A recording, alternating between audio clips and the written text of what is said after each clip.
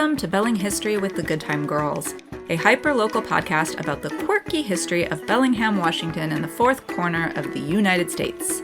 Even though we like to keep things close to home, these stories are no less entertaining to the masses and those who find themselves unfortunately outside of the Pacific Northwest. We are your hosts. I'm Kolby. And I'm Wren, and we are co-owners of Belling History Tours, also known as the Good Time Girls. If you want to know more about our tour business, visit our website at bellinghistory.com. Today, we have our last re-release episode from Badtown, Season 2 of the City of Subdued Podcast, which was hosted by Annika Fleming and Dalla Gasparina, and co-hosted by us, as well as our founding mother, Marissa McGrath. And so we're excited to bring these to you and then gotta get on into our new season. These are ones that you, maybe if you've heard before, skip ahead and we should be with you shortly. But otherwise, listen on and you'll get a little glimpse into our old gritty, like 70s, 80s, 90s. Yeah. Bellingham, kind of an interesting time. Some true crime, some unsolved weirdness. You know, so I guess the normal trigger warnings, content of warning serial there, killers and stuff, but we don't dive too deeply into them. No, other than just to say that they did exist, and maybe a mystery you can help solve. Yeah, let's get into it.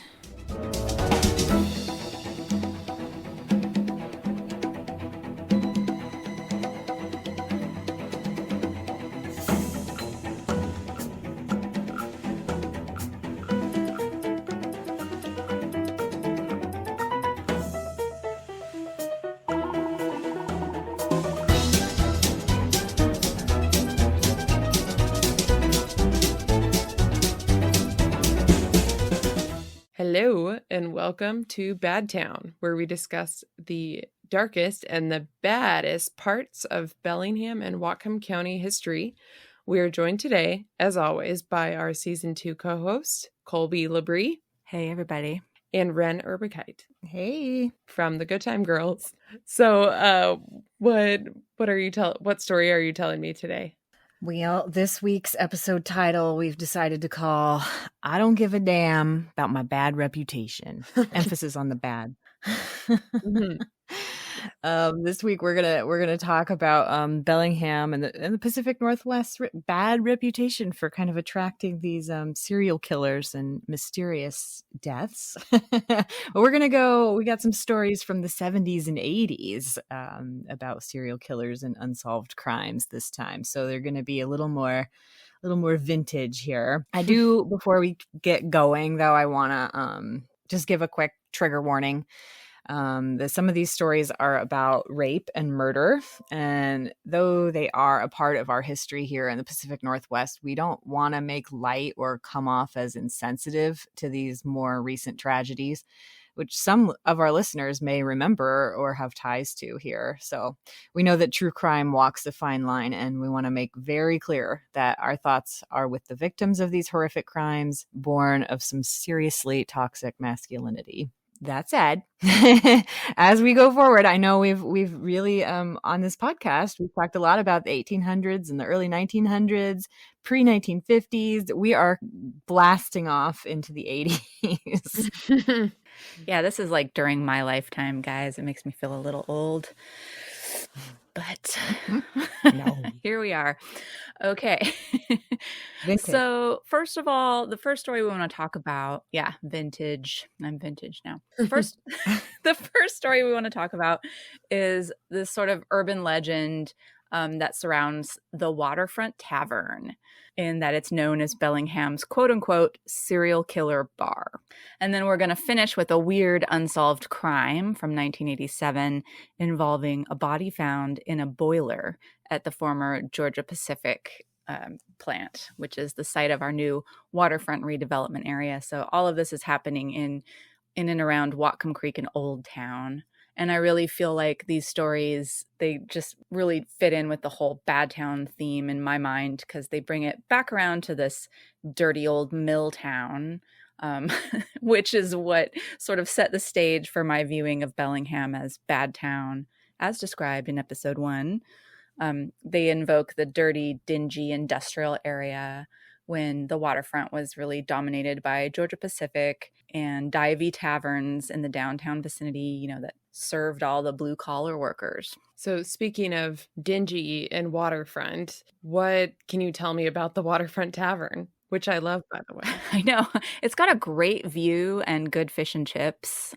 So just going to say that. It's one of my favorite spots to go for like a luncheon meeting. It's right on Whatcom Creek. So it is the last building of its sort on pilings on the creek. So I don't think, if it goes up in flames, you wouldn't be able to build something there again. So it's kind of grandfathered in there, where at one point that whole stretch was a big long viaduct all on pilings, and there's a lot more buildings built in the same way. So the Waterfront Tavern really got started after Prohibition ended in the late 30s and early 1940s, and it was originally around the corner on facing Central Avenue, kind of behind or near where Jalapenos is. And then it moved in 1946 to its current location under owners Ed and Jake Camerzell. And that had formerly been the Marine Tavern. So it just moved into a new digs in what was already a tavern. But that's all old history. So for a while now, there's been this rumor or local lore around the Waterfront Tavern, and that it's sort of like known worldwide as Bellingham's quote unquote serial killer bar, having been patronized by some of the area's most notorious murderers. So people will like speculate, what is it about this particular bar or about Bellingham that seems to draw so many of these types? Is it proximity to the border? Is it the nearby Lighthouse Mission? Is it just the divey nature of the bar? Yeah. What was it? What are your thoughts? What do you think, Wren? But from what we can gather, the whole story about the bar really kind of started in 2002 after the DC sniper killings were in the news, and John Muhammad, aka the DC sniper, had a pretty major presence in Bellingham, and he actually stayed at the Mission. And he definitely 100% did patronize the tavern. So apparently, once this kind of came to light, folks at the tavern started talking and realized another convicted serial killer, James Allen Kinney, had also been sighted drinking in the tavern just a few years prior. And probably at this point, rumors and beers are flying, and it kind of becomes this speculation of stories about what other well-known serial killers might have been here, like Kenneth Bianchi, the Hillside Strangler, who was in the area, Ted Bundy, who grew up in the Seattle area and committed his first murder in Washington State. So there was a lot of speculation that those guys could have been here as well.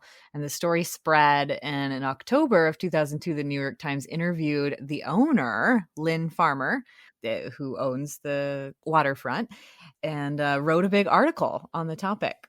Yeah, I love the subtitle for the article was $2 Bud and a Bundy for every bar stool. Oh, God. I know. Okay, New York Times. And the article, the claim was that the four that we mentioned, these killers had patronized the bar. And yeah, we believe Muhammad and Kinney did do so.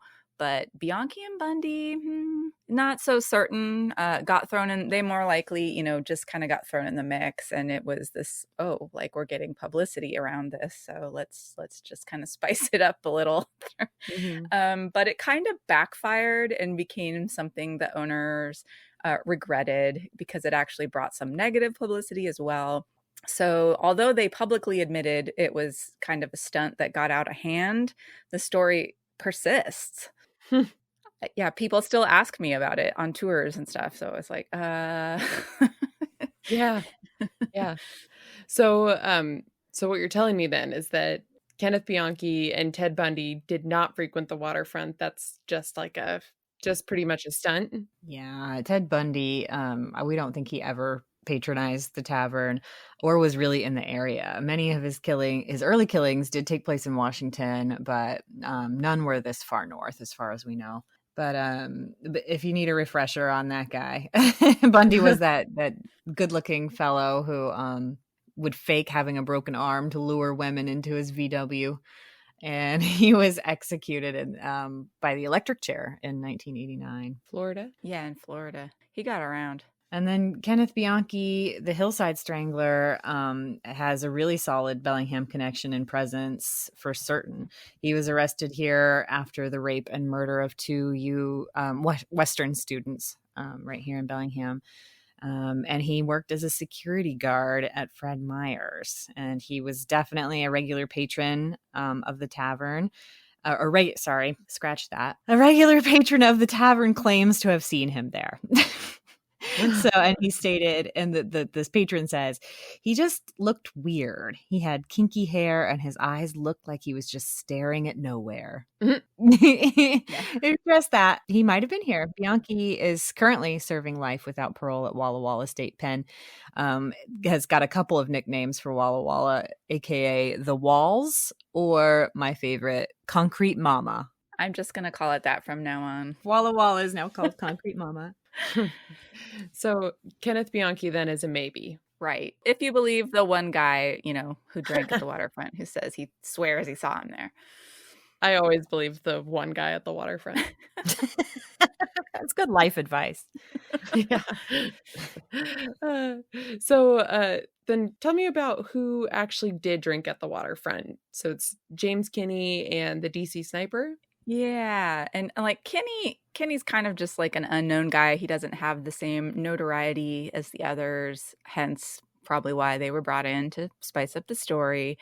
But him in a nutshell is he was a mentally ill Vietnam vet who murdered a woman who was found on the Mount Baker Highway in the early 2000s and was believed to have murdered at least 2 others. I'm not sure where at, but he is also serving life without parole at the Walls or Concrete Mama. Concrete Mama.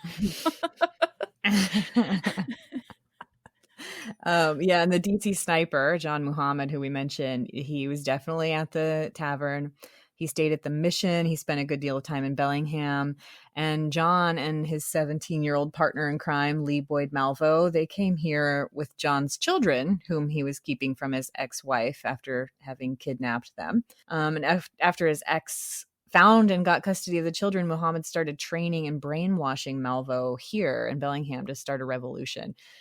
They would often go to shooting ranges between here and Tacoma, and they planned their first shooting in Bellingham. And luckily, by some stroke of good luck, the target turned around and went back into the building before Malvo could pull the trigger. So yeah, the pair didn't start their shooting spree actually until they got to Maryland, where John's ex-wife was living with the children. And at that point, 10 people, as you guys might remember, 10 people were killed and 3 critically injured. But the purpose of these murders was actually to make them look random so that he could kill his ex-wife and make it look like a random shooting too, which is just, to me, one of the most startling domestic abuse cases our country has ever seen.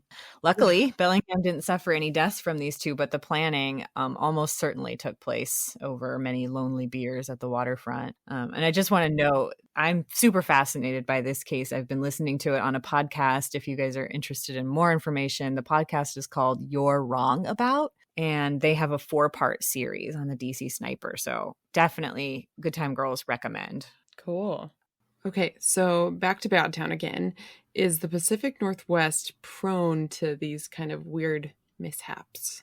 Yeah, I mean, I think there's a lot of people who are like, the Pacific Northwest, it's sort of a breeding ground for serial killers and creepy crimes, just because it's like dark and rainy and the sun never shines and all that kind of a thing. Like everyone's got seasonal depression. Well,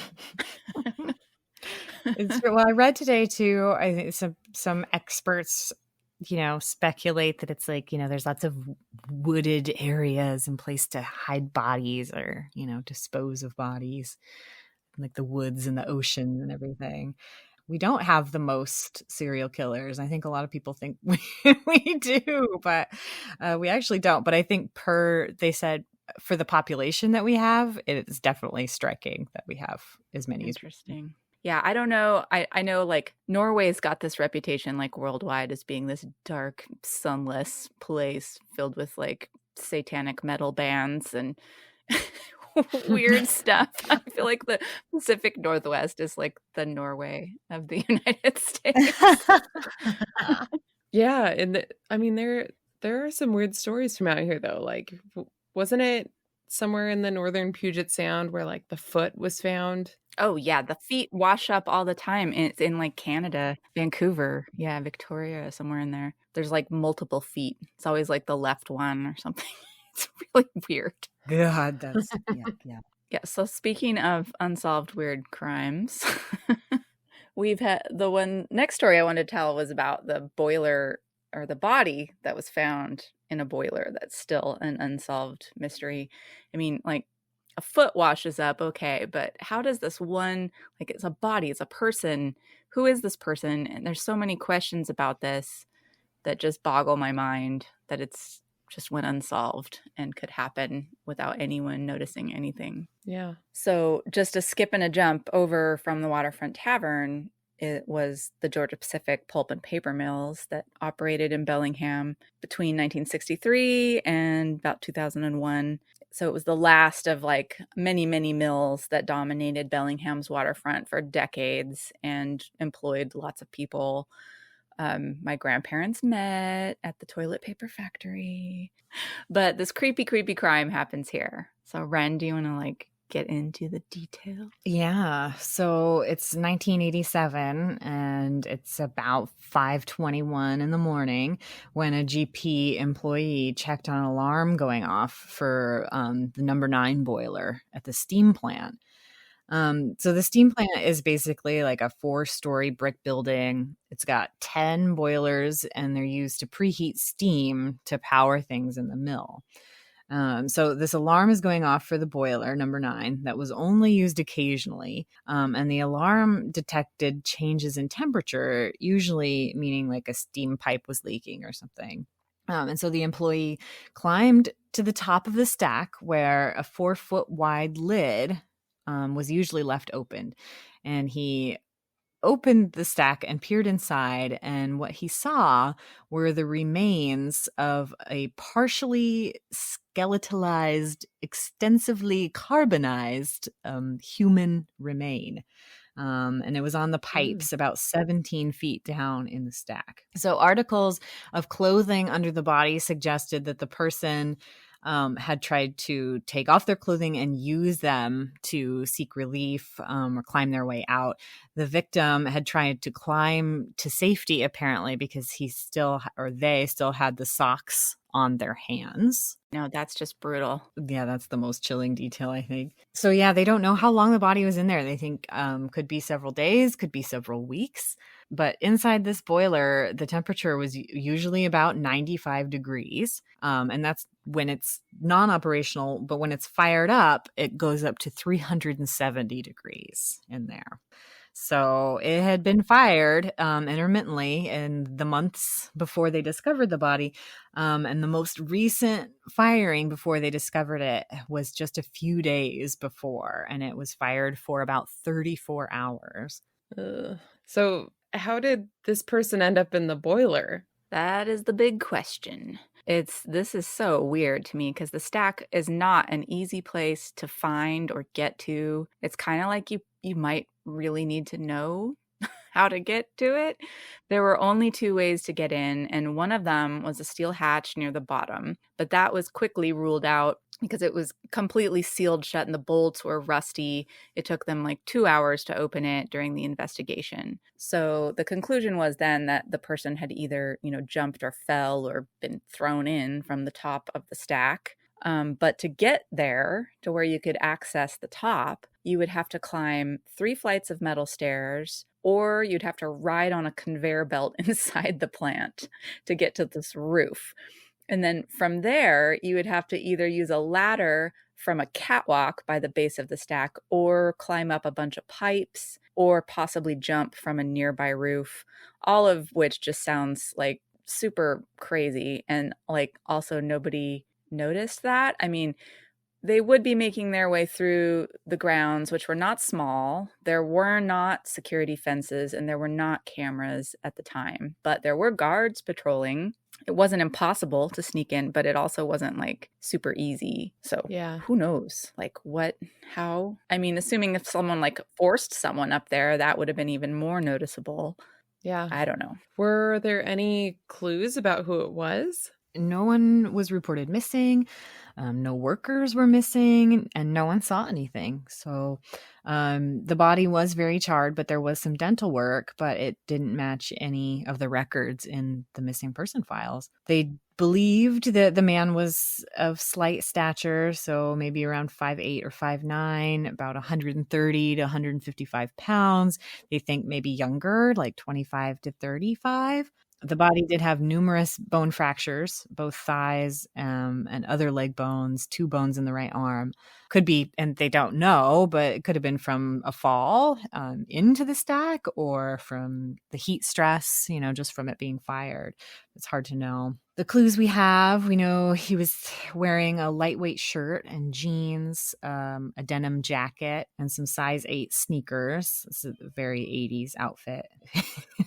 He got the jean jacket on. Oh, and he had apparently tried to remove his pants, and his jacket was under his body, and his shirt was wrapped around his leg. And then, of course, we mentioned his socks were on his hands. He had no wallet. He had no keys.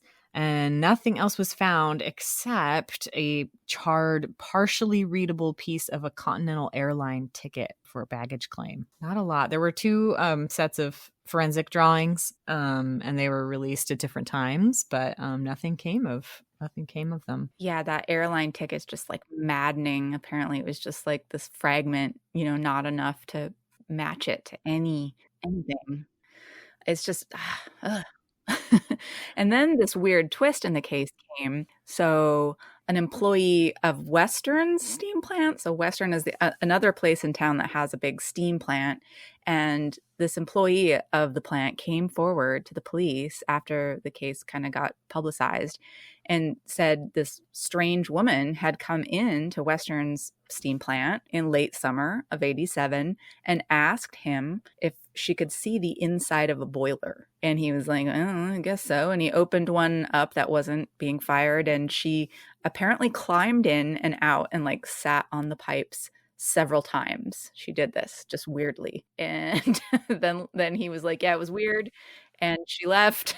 And I don't know. And he was just like, don't know if that helps at all. And they were like, well, not really, because they really maintained the victim was male based on the pelvis and lack of reproductive organs. So that didn't lead anywhere either, but was extremely weird. The case went cold in 1993. They reopened it in 99 and ended up closing it again in 2004, at which time the skeletal remains were cremated and buried in an undisclosed location. The steam plant was demolished in 2011. So pretty much anything to do with the murder is gone now, and it still remains unsolved, maddeningly. So, random question. When it was reopened in 1999, was there any new developments from that we know of? Nope. Not at all. I think that was at the time when they did another round of forensic drawings, which were slightly different from the earlier ones. I think they looked again at missing person, updated missing persons files. But again, nothing came up. So are there any major theories about this case? Well, there's a couple. So, I mean, we got a suicide maybe, and then they changed their mind. It's kind of a strange and intricate sort of plan, but there, again, no notes, no missing persons. Maybe a crime. There was a lack of ID, and there was an attempt to get out. It was a good place to hide somebody if you wanted them dead. But then again, like Kolby mentioned, I don't know how you would force somebody up the catwalks or what to ride on the conveyor belt without them figuring out what you were doing. Yeah. So maybe urban exploring gone wrong, where, they were just kind of curious and thought, oh, this is warm and I can definitely climb back out, and just couldn't. So yeah, there's a detective, Al Jensen, who worked on the case prior to his retirement in 2015. And he said the case just like haunted him. It really got to him. He said, quote, "Nothing seemed to fit. Nothing about this ever made sense." So, I mean, we have theories, but no way to prove them. It is a real mystery. It's so bizarre. It's just like how and why. There's just no answers to any of it. And again, like, that's like a person who, somebody's baby. How'd that person end up there without anyone noticing or missing them? Mm-hmm. Yeah. And somebody out there has like no closure. Yeah. Their loved one. Yeah. There's a more in-depth article in the December 2017 edition of the Journal of the Whatcom County Historical Society by former Herald writer Dean Kahn. There are also a couple of interesting documentary sort of TV episodes. I think there's one that is English on YouTube. You can probably find those with the Google. We will also post some of these resources on our blog to accompany this. But yeah, I hope all these creepy stories kind of give people some new perspective on, the history of our little town, because so much of it is on the dark side. And I just wanted to also give a little plug to Annie Dillard's book, The Living, which I revisited recently. It's set in the early Euro-American settlement period on Bellingham Bay, and it's a dark read. It should really be called The Dead, honestly, not The Living. But it's really well written, and I feel like it conveys this sometimes like just oppressively dark feeling of life in the Pacific Northwest. Also, recently, I just watched this movie that I just have to plug to you guys, but it's called A Girl Walks Home Alone at Night, and it was from 2014, so it's fairly recent. But this is an American horror Iranian vampire spaghetti western, is how it's described. Directed by Anna Lily Amirpour. It's set, the setting of it is this ghost town called Bad City. And it's all very industrial and arty in this very 1980s, 90s sort of way that made me think of Bad Town. Bad City. Yeah. So yeah, like the city of subdued excitement here, like we've come a long way, and this town has really attempted to clean itself up a little bit, and sweep some of the old industrial grime under the rugs or under the public parks. Literally. It really is where they are. But yeah, I feel like we still have a lot of work to do, particularly around racial justice and reparations there. But I feel like the dark parts of our history shouldn't just be kept hidden away like a skeleton in a closet or a smokestack. Sorry. Too soon. That's a bad joke. I was about to say, or a boiler, but boiler, smoke. It's a boiler. You're right. Technically, it's a boiler. Body in a boiler. Well, this concludes season 2 of the City of Subdued podcast, Bad Town. And I must say, this has been an amazing journey. It has. Good times in Bad Town. We are so glad that you enjoyed this wide variety of tales that we've been telling about the quote-unquote bad Belling history that made up this series. And I just want to say we love Bellingham, warts and all, so to speak. The good, the bad, and the ugly. If you hadn't noticed, we are intentionally using bad quotes in a subjective way here. Of course, some stories are just plain bad in a creepy and evil sort of way. Other stories are more complicated and border on what you might call badass. Yeah. So to me, there are little lessons in all of them, and insights into this place that we live and the people who lived here, and all the events that shaped our town in different ways. We have so enjoyed sharing these 13 episodes with you. At the Good Time Girls, we believe in telling stories of our history here in the Pacific Northwest. Most importantly, the types of stories that you won't find in most history books. Mm-hmm. The ones about how people really lived and what life might have felt like for them. People of all ethnicities and social status. And in this case, Bellingham's baddest crooks and most prolific baddies. we hope you've been able to see our history in a new way, and that's what we love most about our jobs. Yeah, and thank you all so much for taking us into Bad Town. This was an amazing series, and I really can't thank you enough for the time that you all put into this. Well, 2020 has been a wild year, so here's to hoping that we can see more of you in 2021. Well, thank you again, Kolby and Wren, for chatting with me today and sharing these fascinating stories. So long for now, and we will talk to you in a few weeks with our questions from our listeners.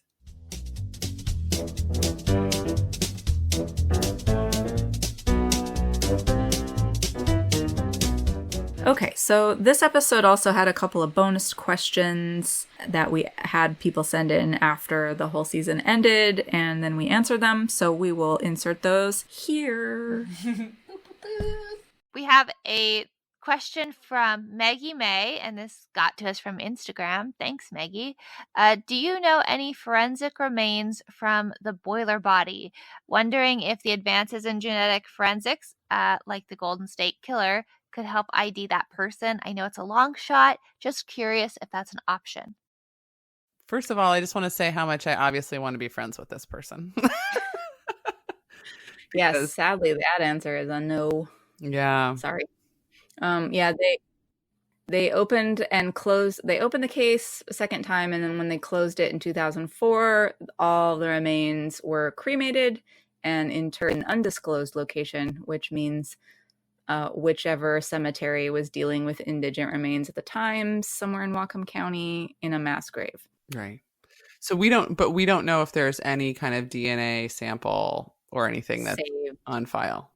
Yeah, maybe they saved some teeth or something. Who knows? But yeah, it sounds like there's not, from what we know.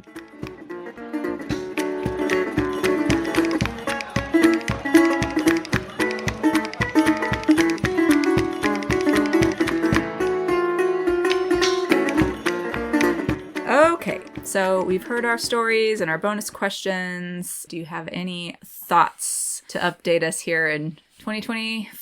2024. We've agreed. That's where we're at. I have been saying 2023. It takes a minute. Yeah, no, I don't know, except to say I love all of our people, all of the people that follow us, and but I'm not a fan of the true crime serial killer culture infatuation. Doesn't do it for me. I'm only interested really in talking about these really awful things within the context of like a historical perspective. Yeah. So, not to like dismiss anyone who does love the true crime. I mean, there are definitely elements of it that I like as well, but this new infatuation and it's a little hard for me. It is. It's overwhelming, and I feel like it needs to be handled with care because you will have living people out there whose lives were directly affected. So there's that. I guess I'm just too sensitive. There's been a couple of true crime podcasts that I gave a try, and then I was just like, this is too depressing, especially as a woman, Yeah, I'm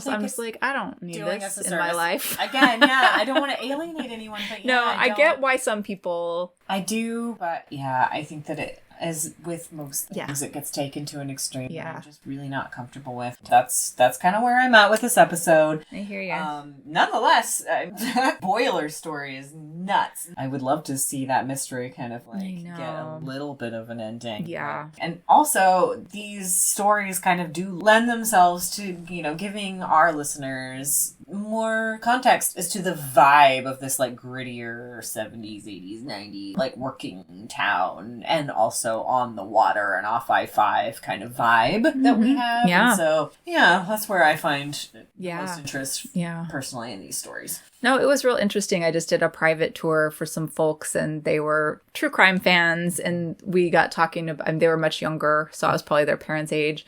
And so we were talking, though, about, growing up in the Pacific Northwest, like during the era of the Green River Killer, for instance, and just like having that always looming in the background. And it's interesting to me, too, because there does seem to be have been this peak era during the 70s and 80s, especially, where it was such a big thing. I think it's on the wane. I think we've moved to a new horrible era. I think this was definitely of a time when times were different. I know. And we're going to look back on this it's harder as to get away with it now. It's much harder, I think, to get away with it now. And when I look at like Dames and Romendorf and the stuff that people back then could get away with, just because what could you do? Change your name. Yeah. Move somewhere else. And maybe this era that we're talking about in this podcast is kind of the last I think so. Of yeah. being able to get away with things like that, you know. And there's still ones that are creepy, but to me it's just not far enough from. Yeah, it's too soon. Yeah, it's too soon.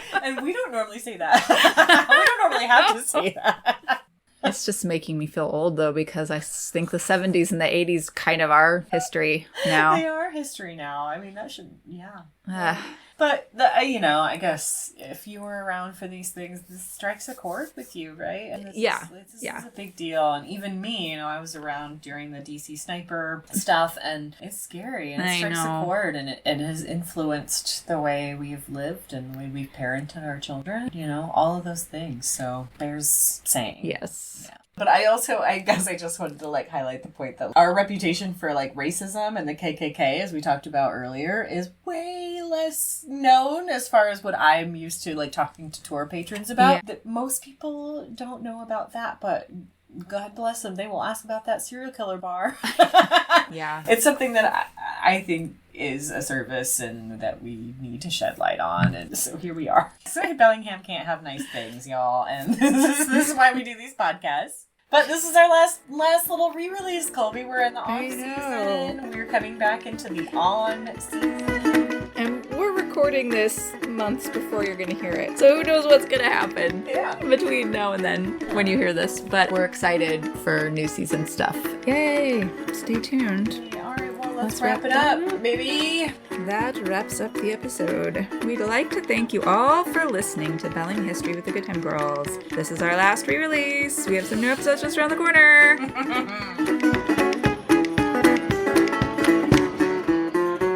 Well, hey there, mama, where'd you go? You gotta reap just what you sow. That's too bad, too bad. To that old time, the old man hits without bad weather.